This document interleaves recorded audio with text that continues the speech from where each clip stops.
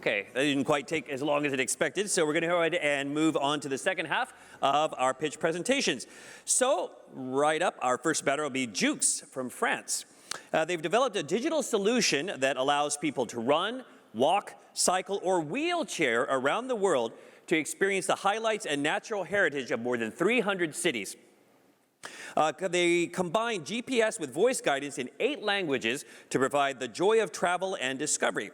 So our presenter is Mr. Oliver Claude de la Bleu. So here we go.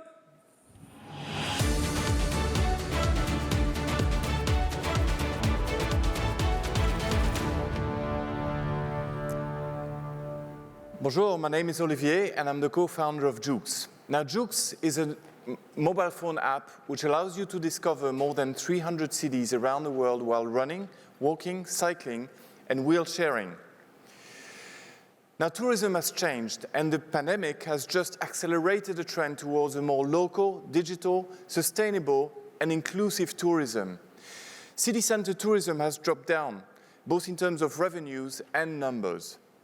And what Jukes is doing is allowing the city's ecosystems to create unique, engaging experiences for business travelers, tourists, and residents alike. Jukes is a combination of a vocal, turn-by-turn GPS with multimedia, multi-language audio guide, which has received more than 15 awards for innovation throughout the world. Our market is exceptionally deep. Out of the 6 verticals that were identified, let me focus on 2. The local authorities alone, with 9,000 big cities in Europe, the US, and Japan, has a potential of more than $100 million per year. But if we look at the 200,000 3-stars plus hotel in those same territories, we could reach $500 million worth of revenues every year. Now, we've been lucky enough to sign more than 120 world-class references in each one of those verticals. References like the cities of Paris, Brussels, Lausanne, the CIO, ASO, the organizers of the Tour de France, ASICS, for example. Now, none of our competitors are capable of providing the same experience for users and at the same time provide some potential revenues in the long term. Now, we'll be successful if we do 3 things. One is to build a strong sales and marketing team in Europe, the US, and Japan, to build strong partnerships which will be able to help us sell our B2B and B2C premium solutions, and to increase our user usage. Our business model is very simple. We sell 3-year subscriptions to the verticals that I talked about, and we also started selling subscriptions, premium subscriptions, to the end users to access those great running, cycling, walking, and wheelchairing experiences. Over the pandemic, we doubled our monthly recurring revenue to $42,000, and our objective is to reach $300,000 by 2025. From a technology point of view, we just introduced a great premium program, and now we're focusing our efforts on getting our clients to build their own experiences in the app. My co-founder and I have had more than 25 years experience in setting up and managing businesses, with 1 successful exit for me. And what is interesting is that both our CTO and content manager are also previous entrepreneurs. Now today we're in Japan for a very good reason. We're looking for our first customers in Japan, but we're also looking to build a network of business partners in the hospitality, tourism, transport, and sports areas. From a financing point of view, we're looking to raise $1.5 million at a valuation of $5 million, and the objective is very clear, is to help us accelerate and build our US and Asia, especially Japan, operations. Thank you very much. If you'd like to be part of the experience, do not hesitate to come by our booth. to contact me via WhatsApp or email, and I'm easily recognizable with those great green trousers. Thank you very much. Okay, Olivier, thank you very much. Thank you. Oh, if you're ready for our Q&A, Oh, yes. we'll go ahead and get started. Do you have any questions? Thanks, Olivier. One question from me. You mentioned two key customer verticals in terms of governments and cities as well as hotels. Could you share a bit more about the commercial benefits that they can get by working together with you? Okay. Yes, and indeed it's very different. For cities, they reach a number of benefits. The first one is to be able to attract that new type of tourism that I talked about. The second one is also to get people, for health benefits, to get people to move, to exercise more. And God knows that we all need to exercise more. And then the third one is also to generate a unique opportunity to talk, to communicate at a political level, at a tourism level, and at a press level, locally, nationally, internationally. And then last, it also generates some very clear results and revenues, for the local shops. For the hotel, it's quite different, even though some are the same. The communication issue is the same. It's a great opportunity to communicate. It's a great way to differentiate before customers choose their hotel.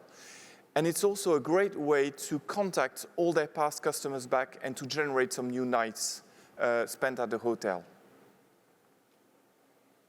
All right. Any other questions?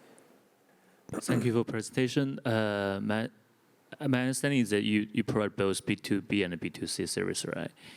I think you might start from B2B in Japan. And do you mind sharing more details about your expansion plan here in Japan market? Okay, you're right, and we started with B2B in Europe as well.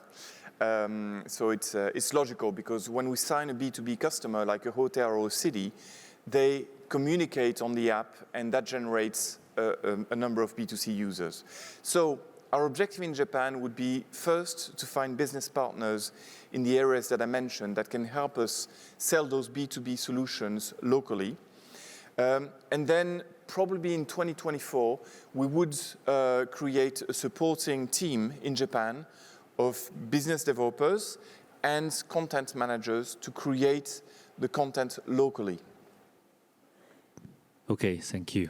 You're welcome. All right, thank you very much. That's the end of our Q&A. Ladies and gentlemen, another round of applause. Thank you very much. Thank you very much. Okay, moving on to our next pitch, we'll be welcoming Bibit.id from Indonesia. They've developed digital solutions with robo-advisory services to assist first-time investors. So also develops content to educate and increase literacy about investing. Very fitting for our event today. So ladies and gentlemen, let's welcome William to the stage.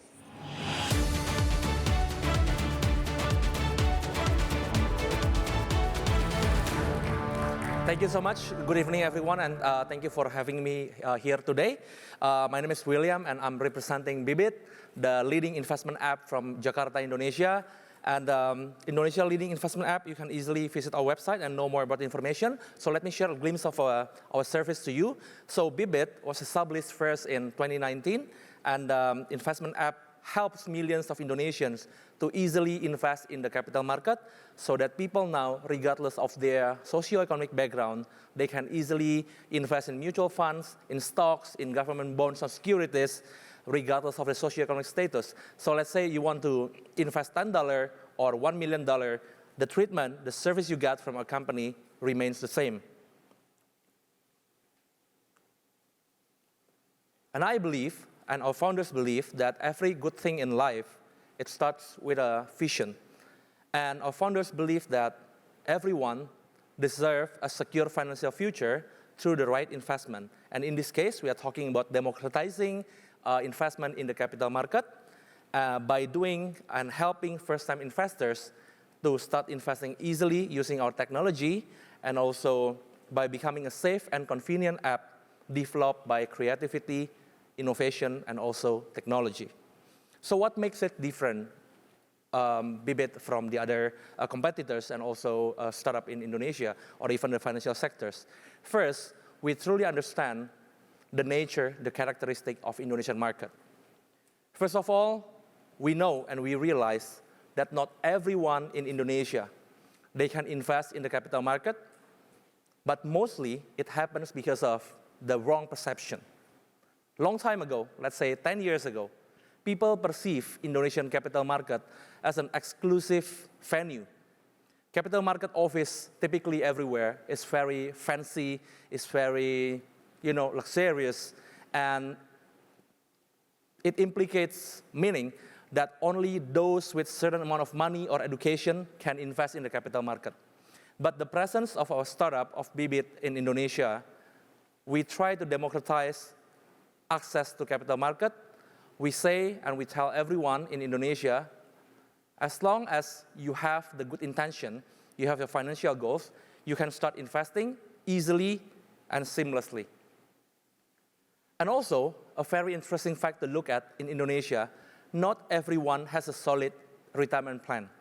So every day people keep commuting, they go to work, they spend a lot, sometimes they live paycheck to paycheck, and they forget that retirement is absolute, it's for everyone. And our presence in the market, we want to tell Indonesians that everyone can have a secure financial future through technology, and it's only on your fingertips using your smartphone. And even in Indonesia, if people have the money to invest, the financial literacy remains low. It means that so many people get lured into the so-called illegal investment. So the money they collect from time to time, from 20 years of working, sometimes it's gone. It's gone because of the illegal investment. And we don't want that to happen. That's why we have our technology, and the technology is for everyone, especially for first-time investors. And the name of technology is Robo-Advisor. So what does Robo-Advisor entail? So basically, when people start using our app, they will be asked 6 types of questions that you can see on the screen. And by answering these 6 questions, the algorithm, the technology, will calculate your risk profile, whether you are conservative, moderate, or a very high risk taker.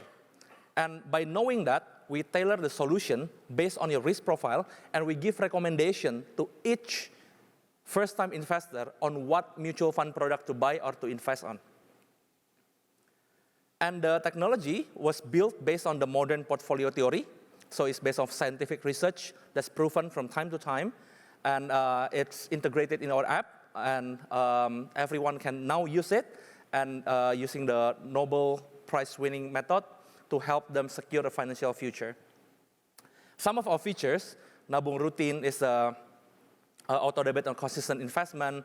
Bibit Barang, you can invest together in one portfolio with your loved ones. So let's say, let's go to Bali next year, and it's going to be the 10 people in our friend circle. We can do that together in one portfolio using our own smartphone, and you can build that using our app. A lot of solutions, also instant redemption, Bibit Business, and else. Thank you so much. Sorry to cut you off. 5 minutes. Yep. Ladies and gentlemen, a round of applause. Okay, so we're going to jump right into our Q&A. I'll have a little bit more chance to talk then. So, Thank you. Any questions? Thank you for presentation. Things the time limitation. Maybe it isn't well covered, but I want to know whether are you interested in the Japan market? If not, forget my question. If yes, I want to know is there any localization, strategy for the local market? Things the customer behavior is quite different. Between Japan and Indonesia. And the second one is that there are already several, major players in the local market. Yeah. If you want to, expand the business in Japan, is there any, expansion strategy about that? Thank you. Thank you so much for your question. So the thing and the situation that I just mentioned through my presentation is unique to Indonesia. So our presence here in Japan is to explore and to know more about the characteristics of the customers and also the financial services outlook, so that we can tailor the solution based on the problems. And it's too early to say that we are going to expand to Japan, but never say never, right? Yes, thank you. So are you looking for any, partners or investors in Japan this time? Yes, I think first thing first, the most important one is for us to know the regulatory framework, how it works in Japan, whether any constraint or restriction of doing business, especially in the financial sectors, and also having potential partners is a very good entry point for us. Okay. Okay, thank you. Thank you. Okay, Brian, anything? You mentioned that you were quite different from the other robo-advisors Yes. in the region and in Indonesia as well. How are you different? Yes, thank you so much for the question. So the robo-advisor that we use was built based on, like I mentioned, the Nobel Prize winning method, and it's proven from time to time it can help people secure their financial future. Because first of all, when you answer those 6 questions, the robo-advisor, you will know exactly your risk profile, and then we give you a recommendation on what to buy or what to invest in. And then if you follow that, let's say along your journey, the robo-advisor has calculated to you that in order to reach certain amount of money that you save up for buying a new house, a new car, you withdraw like 20-30% of the investment. So our robo-advisor will have the auto-rebalancing feature in the sense that when you withdraw the money, our technology will still help you optimize your investment portfolio. So it's not like you withdraw and you lost some parts in the middle of the way, but you still, the technology still makes you going towards that direction automatically. Okay, that brings to a close our Q&A. William, thank you very much. Thank you so much. Another round of applause, please. Okay. We got 2 presentations left. Our next one is by Chia Network Incorporated from the United States. They're developing the basic architecture for a secure, sustainable, and regulatory compliant international carbon market, leveraging blockchain. They are promoting climate change action by increasing the transparency and environmental integrity of carbon credit trading and international carbon markets. So, without further ado, let's welcome Mr. Russell Saito to the stage. A round of applause, please.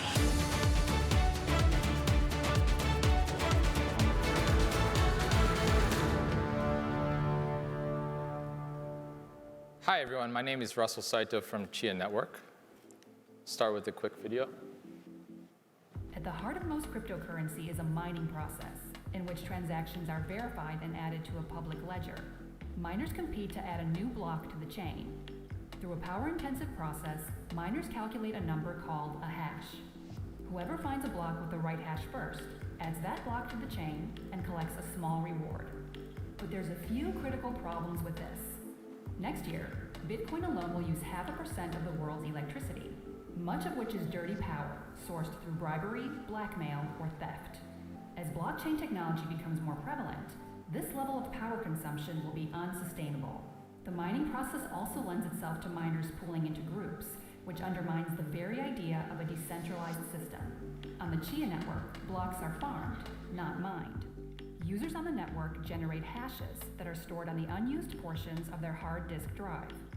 When a block is about to be added to the chain, its hash is compared to all of those already generated on the network, and the user with the closest hash writes the block. The Chia network will harness cheap and abundant unused storage to support a cryptocurrency which is far less wasteful, more decentralized, and more secure. We're excited to be writing the next chapter of digital money.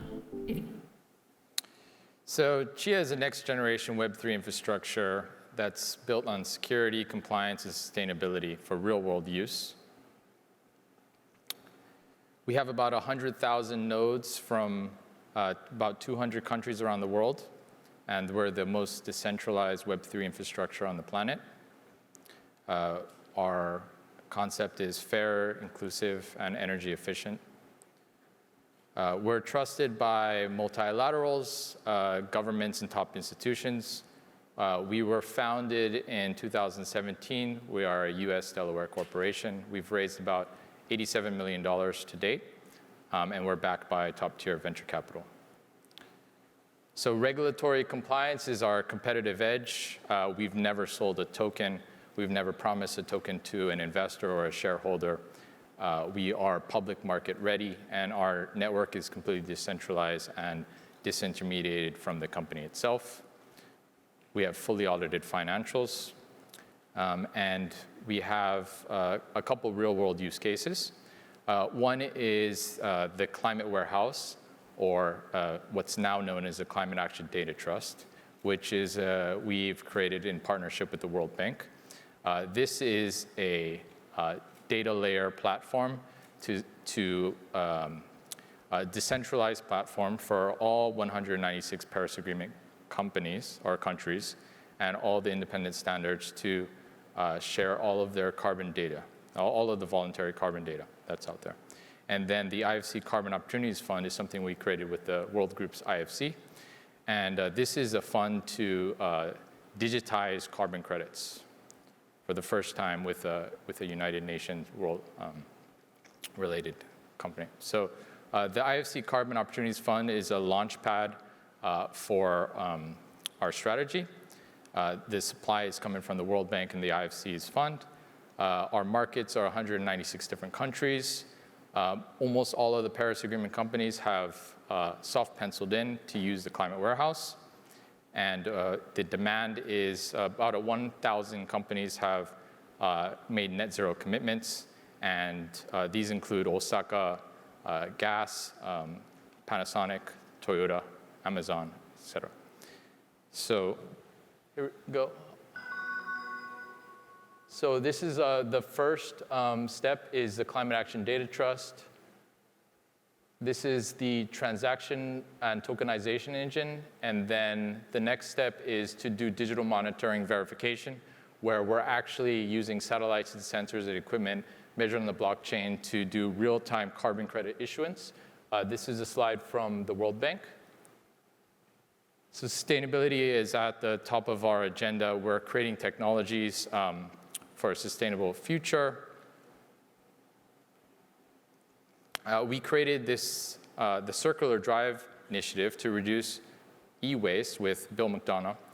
We have Western Digital, Micron, Seagate as on initial members to reduce all of the e-waste that is created from data center drives. So we also have a metaverse strategy to solve ownership rights. Sorry, I'm going to have to cut you off at the 5-minute limit. Ladies and gentlemen, a round of applause if you would. 5 minutes is a tough, Yeah, it's a tough number of minutes to get through it when you got a lot to talk about. But we'll have a little bit more of a chance to talk during our Q&A. So if you got any questions, I'm sure you probably do. Ryan, go first. Thanks, Russell. Okay. What opportunities do you see in the Japanese market currently, and what gaps? What opportunities do you see in the Japanese market currently, and what gaps do you think the Chia network will be able to fill in this market as well? So in the Japanese market, we see Japan as the launching pad for Web3 at scale. I think Japan is probably the country that's in the most optimal position to launch Web3 projects. And the reason is there is no, in Internet 2.0, there is no iOS, there is no Android, and there is no Microsoft Windows. So a decentralized strategy is definitely something that would be a great launchpad for Japan. And with the right strategy around the right opportunity, Japan can mobilize and people follow the rules. So as long as the rules are set well, I think that Japan is a great place to launch a project at scale, which we haven't seen in blockchain yet. Okay, Jin Kyung. Thank you for the presentation. I have never seen any other, startups in Japan who provide the similar solution. How about the competitors in the US and other regions? So our competitors in other regions are blockchains that have what we call illegal securities offering. So they've sold their tokens. So in that sense, we are trying to work as the most regulatory compliant chain. So we are slow out of the gates because we do not bribe people. We don't distribute our tokens to have projects, and that's why it's taken a while to get off. But our plan is to go public in the United States, and we think right after that, Japan will be even more receptive to working with us. Okay, thank you. All right, thank you very much. That brings to a close of Q&A. Russell, thank you very much. Okay, so everyone, we're now moving on to our last pitch for today. Descartes Underwriting from France. They're developing parametric insurance to address natural catastrophes, weather, and emerging risks such as earthquakes, typhoons, floods, climate change affecting businesses and government agencies. So applying new technologies in AI, such as image recognition and machine learning, in combination with new generation data sources, such as satellite technology and IoT devices. So let's now welcome to the stage, Ben, if you would please. Ladies and gentlemen, a round of applause. Here we go.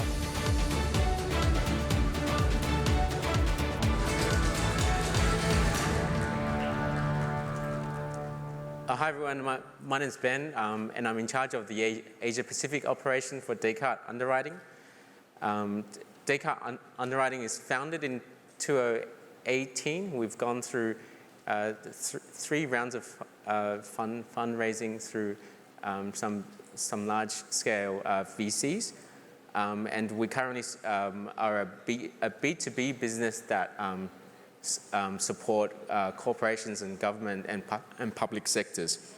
So our bread and butter is specializing in natural catastrophe perils, which Japan is a melting pot of. There's plenty of earthquake, typhoons, and natural risks that are affecting businesses every day. So we are structured as a managing general agent. That in the insurance world means we're an agency providing a platform to connect a marketplace of buyers and sellers. So currently the global insurance market for natural catastrophes is in a very existential crisis. 2022 year was the 5th year in a row where global insured losses exceeded $100 billion, which is a crazy and just unthinkable thing. And it's driven by a number of things. Climate change is definitely one of them. It's definitely an escalating trend of that. It also means the insurers are falling over on the traditional model, right? We cannot do the same thing over and over again. The model is broken. So what we bring to the table is a new generation product that utilizes a swift payout using a predefined trigger. And we call that parametric insurance, where it's the product itself, it contractually speaks between a fairer risk allocation between the insured and the insurer based on specific events. This is a fairer trade-off between what our risk carriers would be providing in terms of risk capacity, and also buyers on the ground who can understand their own assets, their own risk exposure a lot better. The traditional insurance model, just to give you an idea, mostly is community rated, so the same pricing would happen irrespective of how much you invest in your assets. The secret sauce in it is in the technology we use in the underwriting world, where we are using machine learning, image scraping from satellite technology, or third-party driven, to provide accurate risk modeling and provide trends on climate change, really. We also utilize third parties for IoT technology and to better monitor some of the localized perils on the ground. You can see we partner up with most satellite agencies around the world. So as I mentioned, we are over 100 mil raised so far. Our revenue has doubled each year for the past 4 years. We have close to 250 corporate clients, and we're looking to effectively open our 13th office in Tokyo, where we are addressing a local need where the insurance market in Japan is relatively mature, is sophisticated. There is an existing distribution channel. So we're not looking to disrupt the value chain. We're here simply to bring the product that we know very well and to to scale up the business in Japan. So that's one of the big things about doing insurance in the Japanese market is you have to realize the something like 35% of corporations in Japan are insured for earthquake, for example, which means 65% is not. Right, so that's a huge sort of gap that we need to address. Without insurance, you can't. There's a lot of things that you can't do, right? So insurance, it's sort of the glue that gets all the industry sort of linked up, and you can increase business confidence and improve recovery straight after an event. On the dot. Sorry, you know what the music means. Ladies and gentlemen, a round of applause if you would. Sorry to have to cut you off. Okay. But we got a few more minutes. You could talk a little bit more as we're doing the Q&A. So do you have any questions, judges? Thank you for the presentation. I have two quick questions. You mentioned that you have the hub in Tokyo, right? Yeah, we are about to launch it. Okay. So may I know how the Japan market can help your business in the future? Is the first one. The second one is, what is your key challenges in your business? Thank you. Yeah, no, so the insurance hub in Japan is quite mature, sophisticated, and it's just about reaching distribution channels via insurance agencies, insurance brokers, and also insurance companies, right? We're not here to disrupt it. The company itself globally is set up by insurance veterans, so we know how the game works, and it's B2B business, right? We're not trying to reach the mom and dad businesses, no offense, right? We're trying to get to big corporations who need protection, who need to get on with a business and not worry about these external factors that drive it. Biggest challenge is I think challenging a 200-year-old industry, insurance, right? People are still bringing pieces of paper and stamping and all that sort of stuff, right? We're trying to challenge that by digitizing the entire process around it. So bring a new product in this market, that's the challenge, right? It's changing mindsets. Ryan, anything from you? One quick question from me, thanks.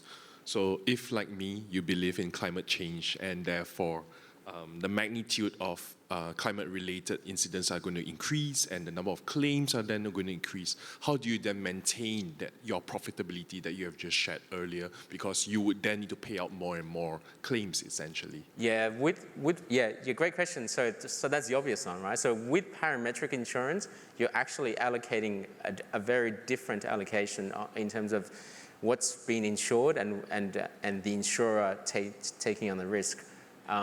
We focus on a mixture of insurance and resilience on the ground. So it's a blend of truly understanding the resilience of the asset on the ground or the resilience of the operation on the ground to these natural catastrophes, and to be able to evenly share the risk whilst everyone goes through the climate change escalation, or whatever you want to call it, into a tougher world, right, in effect. Okay, that brings to a close our Q&A. Thank you once again. Ladies and gentlemen, a round of applause. Thank you very much. Okay, so as I mentioned, that is our last pitch for today. So this brings to a conclusion all of our presentations for the Global Pitch Contest, Hack Award 2023. Ladies and gentlemen, if you wouldn't mind, give us another big round of applause for all of our startups who are here today. Thank you very much.